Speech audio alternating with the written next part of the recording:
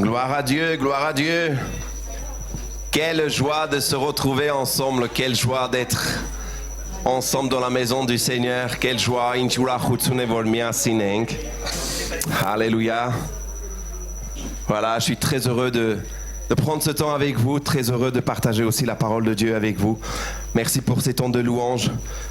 Je crois vraiment que quand on est consacré, quand on est avec le Seigneur c'est aussi rendre, le Seigneur c'est aussi parler, le Seigneur c'est aussi intervenir. Et je ne sais pas pour vous, mais je vois vraiment spirituellement cette action du Seigneur sur cette église pendant ce temps de louange. Et je remercie le Seigneur pour cela. Alléluia. Ce matin, je voudrais vous parler de la médiation, du rôle du médiateur. Et je voudrais vous poser une question. Est-ce que ça vous est déjà arrivé de vous retrouver dans une situation où il y a un conflit, il y a une situation difficile et vous vous dites mais en fait j'arrive pas à me faire comprendre et je ne comprends pas peut-être mon prochain, peut-être celle que je connais, que j'aime, mais est-ce qu'il y aurait une autre personne qui pourrait venir nous aider? Vous savez, cela existe. Il y a des personnes qui, c'est même un métier quelque part. Il y a des pays qui ont des médiateurs, des médiatrices, il y a des comités, il y a des personnes qui s'occupent de cela. Dans des régions, cela existe aussi. Il y a des services dédiés pour cela.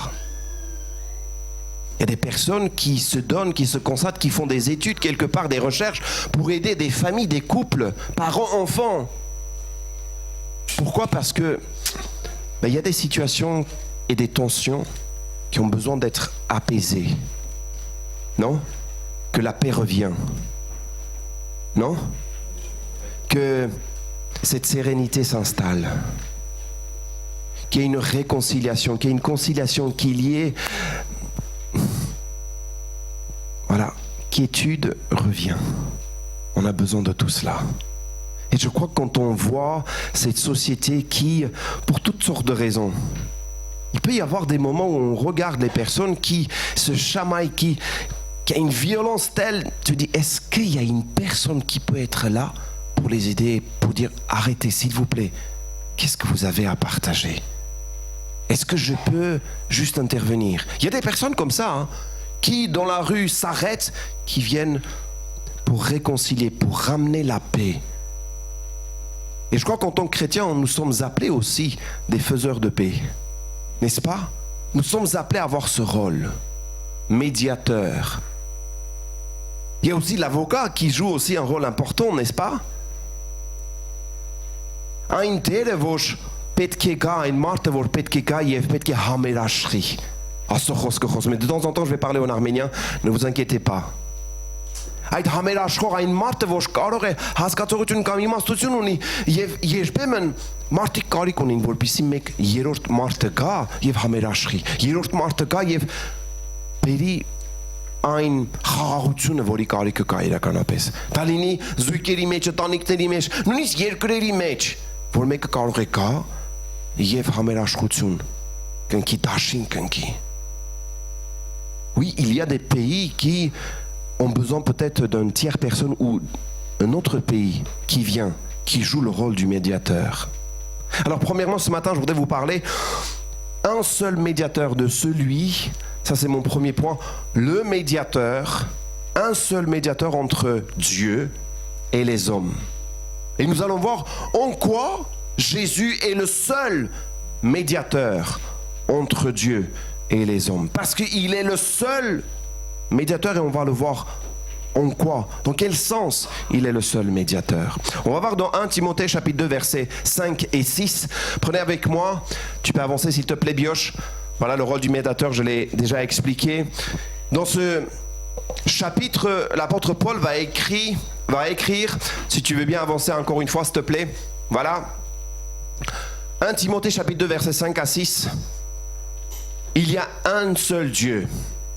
Et aussi un seul médiateur entre Dieu et les hommes, Jésus-Christ, homme, qui s'est donné lui-même en rançon pour tous.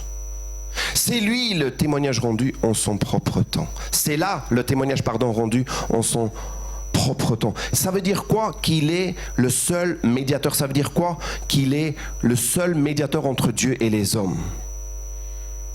Qu'est-ce que cela veut dire pour nous? Vous savez, s'il n'y a pas Jésus, il n'y a pas de chemin, il n'y a pas de route, il n'y a pas de possibilité pour aller vers le Père.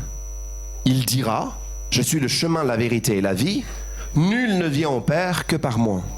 Comprenons bien, s'il n'y a pas eu la mort, le sacrifice, comprendre bien cette notion, comprendre bien ce sacrifice que Jésus s'est donné à la croix, il est allé jusqu'au bout pour que je sois réconcilié avec le Père. Parce que nous étions, alors que nous étions, prochain diapo s'il te plaît, alors que nous étions encore des ennemis et des pécheurs, Christ est mort pour nous. Nous étions ses ennemis. Dieu nous a réconciliés avec lui, Romains 5,10, par la mort de son Fils. Pourquoi? Parce qu'il fallait qu'il y ait un sacrifice. Il fallait qu'il y ait un sacrifice pour le péché. Et c'est lui qui est devenu ce sacrifice. Il est venu pour devenir ce médiateur, le médiateur du salut, le médiateur de la nouvelle alliance. Il est le seul médiateur entre Dieu et les hommes qui nous donne le salut. C'est très important de rappeler cela et même parler de cela. Je vais revenir. Je vais vous donner la parole s'il faut. Maintenant, juste laissez-moi parler. À la fin, on parlera de cela. Il est le seul. Il est le seul. C'est lui qui nous donne la possibilité d'entrer librement. Et vous savez, la Bible nous dit qu'il intercède aujourd'hui même. Il intercède pour nous. C'est lui notre avocat qui est à notre droite. Et je ne sais pas si vous avez déjà remarqué, mais l'avocat s'assied toujours à la droite. Toujours à la droite des personnes qui ont besoin d'être plaidées et plaidoyées. C'est lui qui se met toujours à la droite. Et on comprend qu'en fait, même la société a pris cette habitude, a compris quelque part que l'avocat se met à ta droite. Il est toujours présent là. Et le Seigneur est toujours présent et il est toujours à ta droite. Il est en train d'intercéder pour toi et pour moi. En tant qu'avocat, en tant que médiateur, il est toujours là à dire non, c'est possible. Quand tu tournes tes yeux vers lui, c'est possible. C'est possible, la réconciliation est possible. Mais cela est possible entre les hommes et Dieu dans le sacrifice. Parce que lui, il est devenu sacrifice. Il s'est donné. Là, je peux être réconcilié avec le Père. Mon péché m'a éloigné, d'accord? Le péché, et il faut le dire, le péché sépare les hommes avec Dieu. Sépare, il n'y a pas de lien, il n'y a pas de présence dans un lieu où il y a Dieu saint, 3 fois saint, et le péché. Dieu aime le pécheur, mais il est du verbe haïr, le péché. Il ne peut pas concevoir, il ne peut pas accepter, il ne peut pas être là où il y a le péché, vous comprenez? Mais il est là où il y a le pécheur, là où il y a moi, il y a toi, où nous sommes. Et il est devenu en son Fils. La Bible nous dit, Dieu marchait en Christ en son Fils pour réconcilier les hommes avec lui. Oui, il est le seul médiateur. Ça, c'est mon premier point très important. Il est le seul médiateur entre Dieu et les hommes. Amen.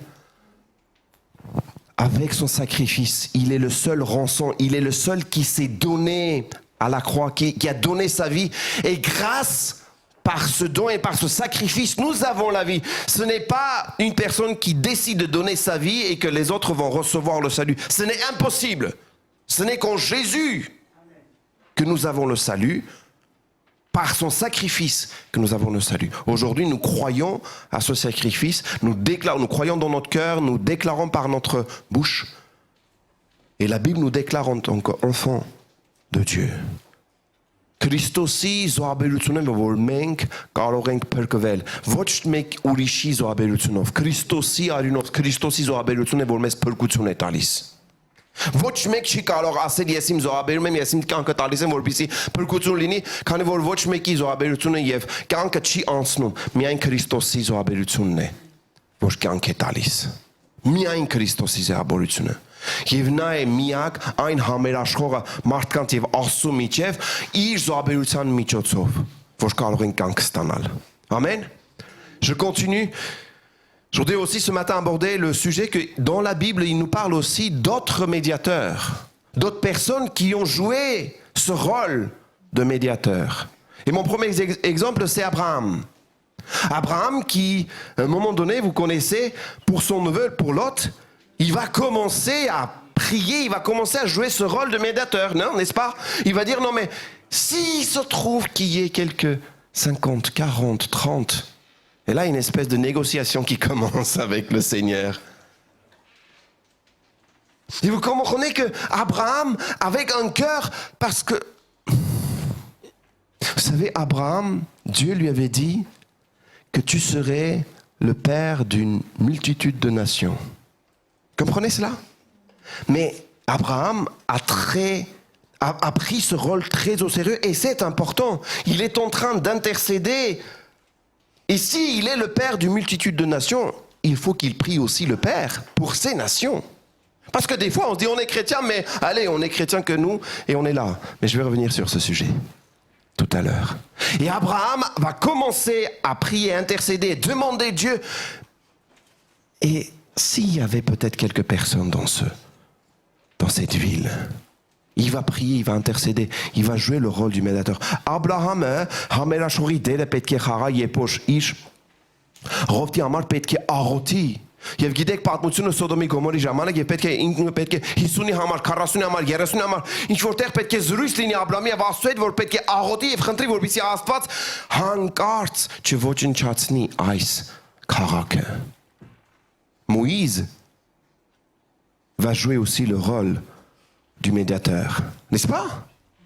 Moïse, lisez Exode, lisez Nombre, vous allez voir à combien de reprises, juste c'est nombre incalculable. Il va répéter, il va venir. Et Dieu, à un moment donné, vous voyez la patience du Père. Vous savez que c'est comme des fois des parents, allez, une fois, allez, deux fois, allez, trois fois, là tu as envie de... Ça vous arrive pas, vous? Ah non, non, non. Il y a des parents ici, là. Allez, tu fais encore une fois, je vais... T'es là, tu voudrais bien frapper, mais là, tu dis, ok, j'attends encore. Mais ça continue. Et des fois, vous savez, les enfants sont capables de nous regarder, mais quand même faire la bêtise. Tu me regardes, là? Je suis en train de faire la bêtise. Je suis en train de dessiner sur le mur. Tu me regardes? Oui, je continue. Tu m'écoutes, tu m'entends. Mais le Seigneur, quand il veut nous corriger, ce n'est pas comme nous les hommes. Sa patience a... Oh, il est lent. Et Moïse va rappeler, vous savez... Vous lisez le chapitre 32, Exode, vous lisez Nombre, vous lisez d'autres passages, vous allez voir qu'à un moment donné, Dieu dit, mais c'est quoi ce peuple? Je les ai libérés, je suis en train de leur donner un pays. Mais c'est quoi ce peuple? Qu'est-ce qu'il me veut? Mais pourquoi ils font ça? Juste, je vais les exterminer, ça va être fini. Qu'est-ce que Moïse va dire? Éternel Dieu, tu les as sortis de l'Égypte. Les Égyptiens ont vu les miracles. Tu les as amenés jusqu'ici. Qu'est-ce qu'ils vont dire? Les autres, comment? Ils vont dire que tu n'as pas pu amener jusqu'au bout. Et en plus, Seigneur, tu es long à la colère. Non, tu n'es pas comme ça. Moïse rappelle cela. Moïse continue à prier, à intercéder. Moïse. Մովսեսը նույն դերն է կատարում, երբ որ աղոթում է, երբ որ այս համերաշխող ինչ որտեղ Աստծո եւ ժողովրդի համար, Իսրայելի ժողովրդի համար սկսում է աղոթել եւ խնդրել, որպեսզի Աստված չջնջի Որովհետև ժողովուրդը կրկնում է միշտ ասելով, թե ես հետ եմ վերադառնում Եգիպտոս։ Ես չեմ ուզում գնալ շարունակել իմ ճանապարհը։ Բայց Մովսեսը պետք է աղոթի։ Oui, Abraham a joué le rôle de médiateur, Moïse a joué ce rôle, mais les prophètes ont aussi joué ce rôle du médiateur. Les prophètes, les rois, mais je dirais aussi les disciples ont joué ce rôle. Maintenant, je voudrais venir à nous aujourd'hui. Mon troisième point. Aujourd'hui, je ne voudrais pas être très très long. Mais c'est un rappel pour nous tous. Il est le seul médiateur entre les hommes et Dieu. Le Seigneur est le seul médiateur parce qu'il s'est donné en rançon, il s'est donné en sacrifice et grâce à lui, nous avons le salut. Mais regardez bien, en tant qu'Église, nous avons aussi ce rôle du médiateur parce que l'Église joue. Pendant les cultes, pendant les rencontres, pendant l'évangélisation, même pendant les services, qu'est-ce qu'on est en train de faire si ce n'est parler du Père, du Seigneur? Il y a des personnes qui sont entrées dans une église et qui sont converties, qui ont trouvé, qui ont été remplies par le Seigneur, qui ont reçu la révélation dans l'église à travers une louange. La puissance de l'Éternel est arrivée et il y a une révélation. L'église joue aussi ce rôle. Médiatrice, l'Église joue ce rôle. Ne négligeons pas le rôle de l'Église où nous sommes aussi présents dans la ville, mais nous sommes aussi présents pendant l'évangélisation, pendant les différentes rencontres, parce que les personnes viennent pour écouter aussi Dieu, n'est-ce pas? Il y a des personnes qui nous regardent et parce que nous avons ce témoignage, l'Église a ce témoignage, s'intéressent et disent mais quelle est cette Église? Mais pourquoi? Il continue encore, ça fait plus de 2000 ans. Pendant les services, les gens observent, les gens regardent. Le service aussi va nous, quelque part, avec l'attitude, va éduquer, va amener les gens à se tourner aussi à Dieu. L'Église joue ce rôle aussi. Եկեղեցին այն դերն է խաղում, որը պետք է համերաշխի, որը պետք է ցույց տա ով է Տերը, ով է Աստված։ Եկեղեցին պաշտամունքի ժամանակ, խոսքը քարոզելու ժամանակ, Փառաբանության ժամանակ, ծառայությունների ժամանակ, տարբեր աղոթքի ժողովների ժամանակ. Il y a des fois, nous avons ici on va reprendre à partir du mois d'octobre nos soirées de louange. Et des fois, ce sont des moments où ça nous approche encore plus, ces soirées de louange. Et puis on invite, et puis il y a des personnes qui viennent et puis qui sont marquées, visitées, non seulement juste visitées, mais Dieu vient pour se révéler. La louange, l'annonce de la parole de Dieu. Alléluia. L'Église peut être aussi médiatrice, oui. Ne négligeons pas notre rôle. Il y a la parole de Dieu. Tu peux avancer s'il te plaît. La Bible peut être aussi médiatrice. Pourquoi? Parce que la Bible nous enseigne que toute écriture est inspirée. Toute écriture est là pour corriger, pour ramener, pour que l'homme puisse devenir mature et sache ce pourquoi il a été créé, ce pourquoi il a été mis sur cette terre, pourquoi Dieu l'a créé, et qu'il puisse faire les œuvres bonnes à laquelle il a été appelé. La parole de Dieu, quand vous lisez la Bible, je vous ai déjà dit, mais vous lisez le verset, vous pouvez revenir sur ce même verset dans une autre période de votre vie. Cette parole est tellement vivante, ça vous percute, ça perce le cœur, ça vous parle. Ça devient une lettre vivante dans votre cœur. Dans l'église, je vous ai déjà dit, pendant le culte, nous pouvons recevoir des paroles et il ne faut pas négliger encore une fois le fait de venir à l'église. C'est pour ça que c'est écrit, n'abandonnez pas vos assemblées, ne négligez pas. Et le chrétien qui dit, ok, moi je suis converti, je vais vivre ma vie chrétienne à côté, pas de problème. La Bible ne nous enseigne pas ça. Hein. La Bible nous enseigne. Le salut nous introduit dans une église. Ok? On fait partie du corps. Vous avez déjà vu juste un bras vivre tout seul?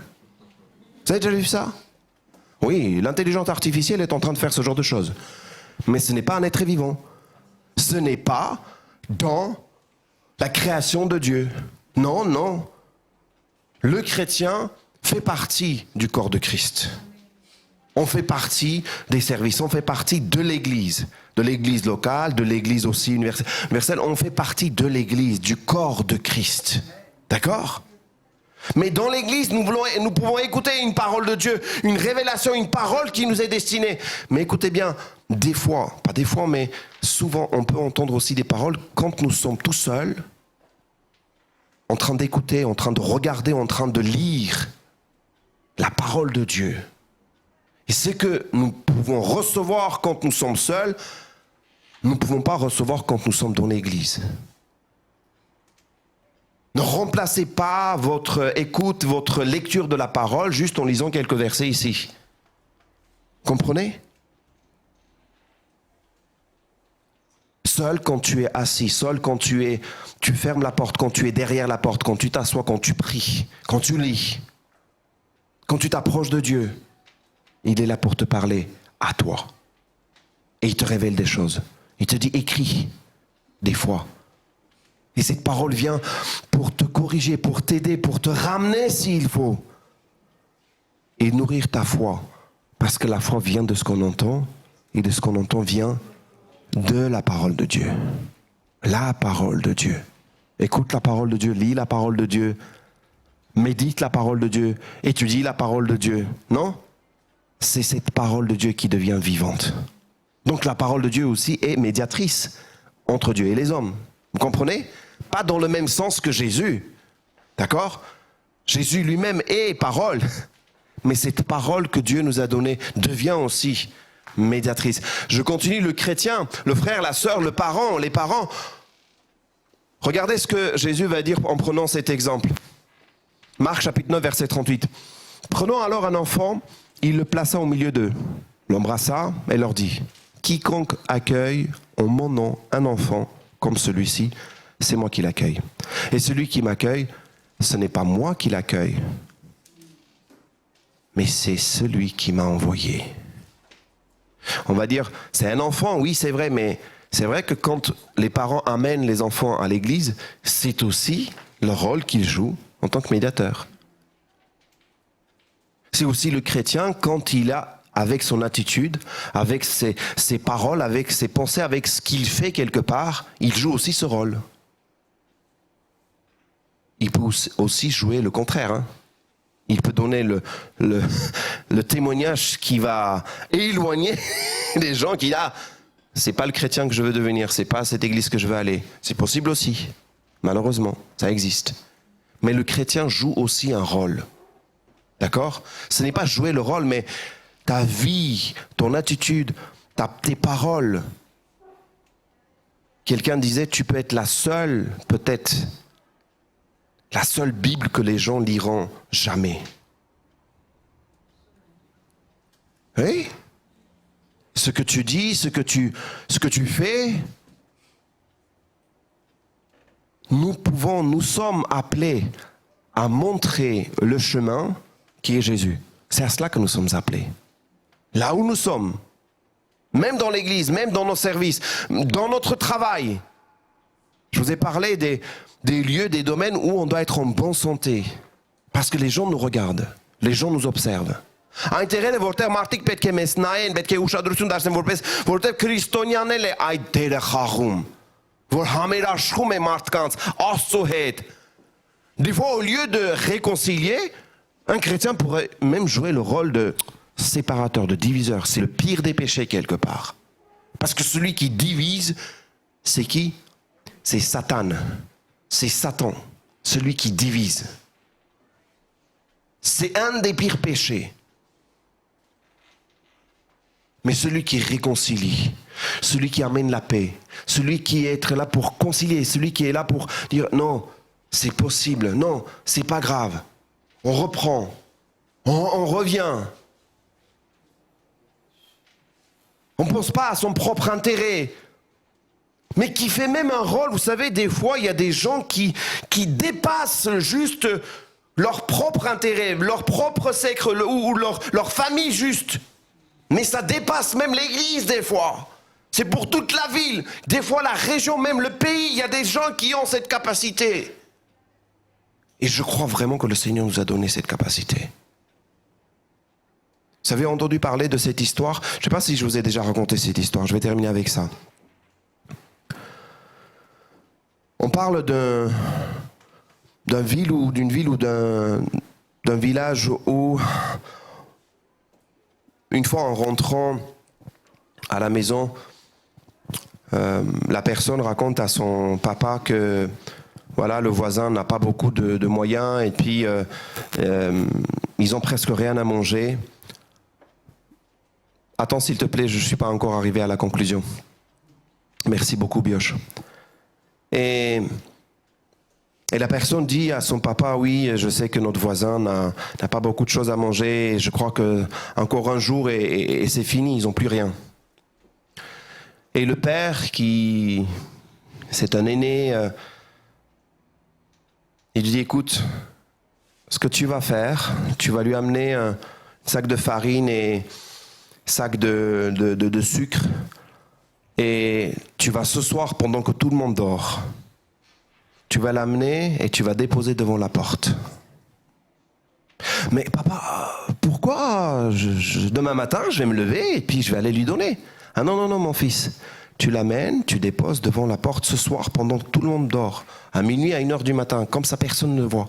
Mais papa, il n'y a pas de mal, on peut le voir. Non, mon fils. Mais pourquoi, papa? Je vais t'expliquer.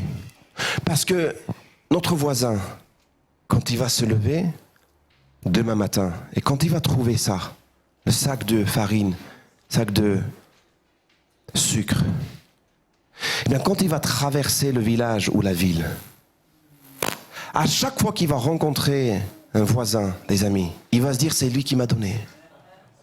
Il va se dire c'est peut-être lui qui m'a donné. Oh non mais c'est peut-être lui qui m'a donné. C'est peut-être lui qui m'a donné. Il ne va pas se concentrer que sur toi ou sur moi. Mais toute la ville va bénéficier de cette action. Nous sommes appelés à faire, à voir ces idées, chercher, trouver ces idées et faire. Pour la gloire de Dieu, alléluia. Mais quand tu vas dire que Astro parkeamash kailesh gortser anek vorbisi Astun parabanen. Je voudrais en conclusion pour rappeler que oui, le Christ, le Seigneur, tu peux aller s'il te plaît, est le seul médiateur entre Dieu et les hommes pour le salut, c'est vrai. Mais Jésus aussi a choisi de faire des disciples et demande à ses disciples d'aller faire des disciples. Bon, la question que je voudrais qu'on se pose ce matin, qui veut être un médiateur, une médiatrice? Et je voudrais que ce matin, on puisse s'engager, on prenne position et les personnes vont se lever à leur place. La personne qui dit « moi je veux », tu te mets debout et on va prier. Tu dis « ok, je m'engage ». Là, c'est la rentrée, je m'engage, je veux parler, je veux témoigner, je veux peut-être prendre le temps de prier, intercéder pour une personne et je vais l'amener à Christ, cette personne. Je ne parle pas d'amener à l'église, c'est pas ça que je dis, mais amener à Christ d'abord. Telle est ta volonté, tel est ton engagement, tu dis oui, mets-toi debout, on va prier ensemble.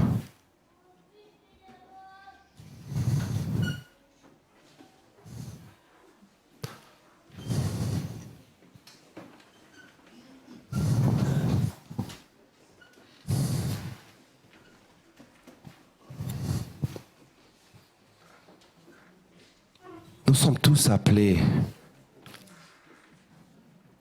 à s'engager. Nous sommes déjà engagés, mais peut-être cette année, c'est une décision concrète que nous allons prendre. En troisième point, je l'ai mis en tant qu'Église aussi, de s'engager en tant qu'Église et de faire de manière intentionnelle. Vous savez, intentionnel, c'est je décide, je programme s'il faut, je prie, je prends le temps, j'étudie, je prends cette fiche, j'écris le nom de la personne. Et régulièrement, de manière intentionnelle, je vais aller chercher, je vais prier. Je prie que le Seigneur me donne les occasions, il m'inspire pour que je puisse parler de Christ, témoigner de la part de Christ et l'amener à Christ, cette personne. Parce qu'un jour, quelqu'un est venu me parler. Et c'est parce que cette personne m'a parlé. C'est parce que cette personne m'a invité. C'est parce que cette personne a prié pour moi. Pendant des années, ma mère a prié pour moi. Pendant des années. Je suis sûr que les églises ont continué à prier pour moi. Mais je ne savais pas. Combien de témoignages? Et vous savez que le témoignage est beaucoup plus impactant que juste une seule prédication, vous le savez. Le témoignage impacte beaucoup plus profond, beaucoup plus. Cela parle et puis la personne vient parce que ça, il fait confiance à toi et il vient et cherche ce Seigneur, ce Dieu qui dans les moments les plus difficiles de ta vie t'a vu persévérer, t'a vu continuer, a vu ta fidélité. Il dit, ok, cette personne est tombée, cette personne a su se relever. Le problème n'est pas de tomber. On tombe tous. Tous. On est fait ainsi. Le péché est là, d'accord? Mais parce qu'on se relève, au nom de Jésus, en disant, Seigneur, j'ai pas pu, mais aide-moi à me relever. Je continue mon chemin. Et je veux être un témoignage pour toi, pour ta gloire. Alléluia. Ուզում եմ քեզ համար օրինակ լինեմ, ուզում եմ Տեր իմ Աստված քեզ համար լինեմ այն ծառան, այն աշակերտը, որ կանչել ես եւ մեկի համար լինեմ Տեր իմ Աստված վկայություն, ինչպես ինձ համար են եղել վկայություն մարդիկ եւ ինձ եկեղեցի են տարել։ Տեր իմ Աստված ես էլ լինեմ այդ մարդը, որ մեկի հետ խոսեմ, մեկին վկա լինեմ, մեկին համերաշխող լինեմ եւ ճանապարհը ցույց տամ դեպի քեզ։ Հիսուս Քրիստոս Փրկիչ։ On va prier ensemble, les amis, tous ensemble. C'est entre Dieu et vous. C'est entre Dieu et moi. Et nous prions tous que le Seigneur puisse nous donner les forces, les capacités. Alléluia, l'inspiration, le Saint-Esprit. Que le Seigneur nous aide en tant qu'Église, en tant que disciples, en tant que parents, en tant que frères et sœurs. On prie tous ensemble à haute voix. Alors avec nos prières, notre engagement, on va ancrer, on va déclarer notre engagement dans nos langues maternelles aussi. Mais lesvo maïdeni lesvo arotenk khantrenk որպեսզի Աստված մեզ տա զորություն, Աստված մեզ տա միտք, Աստված մեզ տա իմաստություն, Աստծո փառքի համար լինենք ծառաներ, Աստծո փառքի համար լինենք այն աշակերտները, որ կանչել է, վկաներ լինենք եւ Աստծո փառքի համար մարդիկ պտուղներ ունենանք։ Այո, Աստծո փառքի համար Տեր Աստված, կխնդրեմ որպեսզի ինձ օրհնես, կխնդրեմ որպեսզի ինձ օգնես, ինձ առաջնորդես, ես քո փառքի համար լինեմ Տեր իմ Աստված, այո, այն աշակերտը, որ ինձ կանչել ես լինեմ։ Տեր իմ Աստված, քո փառքի համար ես լինեմ այն վկայությունը, այն լույսը, այն աղը, Տեր իմ Աստված, քո փառքի համար։ Ma prière est que tu puisses, oui, mettre sur mon chemin les personnes, Seigneur, à qui tu veux parler, Seigneur, tu veux montrer, Seigneur. Donne-moi et crée-moi des occasions, donne-nous des occasions. Crée-nous, Seigneur, inspire-nous, donne ta parole, Seigneur, parce que une parole à propos peut réconcilier, une parole à propos peut relever, une parole à propos peut même être une guérison, Seigneur. Vraiment, donne-nous. Ça commence dans notre famille, ça commence dans notre quartier, ça commence dans les lieux où nous sommes le plus présents, Seigneur. Que nous puissions, oui, impacter, que nous puissions, oui, parler de ta parole au nom de Jésus. C'est notre prière en tant qu'Église, en tant que frères, sœurs, en tant que serviteurs et servantes, en tant que Seigneur, parents, Seigneur, même enfants, en tant que jeunes. Nous voulons être entre tes mains un outil pour que tu puisses te glorifier et attirer à toi. Au nom de Jésus, merci. Nous voulons, oui, nous engager. Et merci parce que tu es avec nous. Alléluia.